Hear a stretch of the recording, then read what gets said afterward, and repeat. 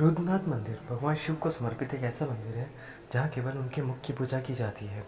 यहाँ विश्व का एकमात्र ऐसा मंदिर है जहाँ केवल शिव के मुख की पूजा की जाती है, जबकि बाकी शरीर की पूजा नेपाल के पशुपति मंदिर में की जाती है। रुद्रनाथ मंदिर उत्तराखंड के गढ़वाल क्षेत्र के चमोली जिले के जंगलों व पहाड़ों के बीच में गुफा में स्थित है। रुद्रनाथ मंदिर में भगवान शिव के बैल रूपी अवतार का मुख प्रकट हुआ था। बैल का जो भाग भीम ने पकड़ लिया था वह केदारनाथ मंदिर स्थित है। अन्य 3 केदारों में मलमेश्वर, नाभि, तुंगनाथ भुजाएं व कल्पेश्वर जटाएं आते हैं। रुद्रनाथ मंदिर को 5 केदार में से चतुर्थ केदार के रूप में जाना जाता है। इसे रुद्रनाथ मंदिर का रहस्य कहा जाए या कुछ और, लेकिन यहाँ पर स्थापित शिवलिंग सभी के लिए किसी रहस्य से कम नहीं है।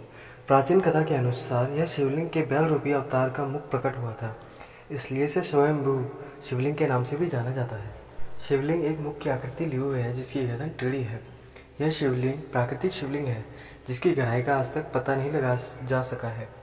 दूर दूर के भक्तगण इसी के दर्शन करने के लिए महादेव का आशीर्वाद पाने के लिए यहाँ आते हैं। सकर गांव से रुद्रनाथ की यात्रा शुरू होती है जो कि 20 किलोमीटर लंबी है।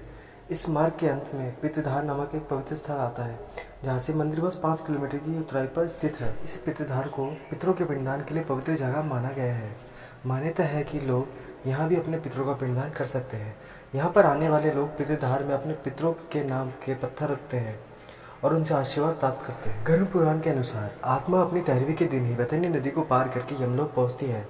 रुद्रनाथ मंदिर के पास जो नदी बहती है उसे वैतरणी नदी कहा गया है। इसके अलावा इसे वैतरणी नदी या रुद्रगंगा के नाम से भी जाना जाता है। स्थानीय लोग इसे मोक्ष प्राप्ति की नदी भी कहते हैं। वैतरणी नदी में भगवान शिव और विष्णु की पत्थर से बनी मूर्ति। मंदिर के आसपास आपको कई अन्य छोटे मंदिर भी देखने को मिलेंगे जो 5 पांडव, माता कुंती व माता द्रौपदी को समर्पित हैं। इसके अलावा मंदिर के आसपास व कुछ दूरी पर 6 कुंड स्थित हैं जिनके नाम हैं नारद कुंड, सरस्वती कुंड, तारा कुंड, सूर्य कुंड। रुद्रनाथ मंदिर की यात्रा मुख्यतः 3 जगहों से शुरू होती है।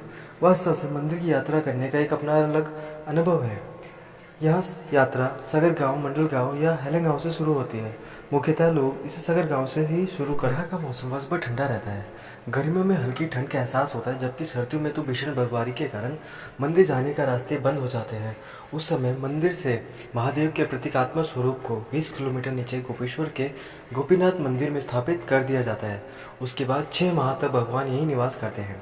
फिर 6 महीने बाद मई माह में रुद्रनाथ डोली यात्रा के द्वारा महादेव को 6 माह तक गोपीनाथ मंदिर में रहने के बाद महादेव के प्रतीकात्मक स्वरूप को पुनः रुद्रनाथ मंदिर में पहुंचाने के लिए बड़ी धूमधाम के साथ रुद्रनाथ की पालकी में यात्रा निकाली जाती है, जिसे डोली यात्रा के नाम से जाना जाता है। यह यात्रा गोपीनाथ मंदिर से शुरू होकर सगर गांव होते हुए रुद्रनाथ पहुंचती है। बीच में जब पितृधार आता है तब वहाँ पितरों की पूजा करने के लिए यात्रा को रोक दिया जाता है। फिर पितरों की पूजा करने के बाद यात्रा को आगे बढ़ाते हैं। रुद्रनाथ मंदिर पहुंचती है। उसके बाद वहाँ के स्थानीय लोग द्वारा वन देवी की पूजा की जाती है। मान्यता है कि वन देवी द्वारा ही पूरे स्थल की रक्षा की जाती है।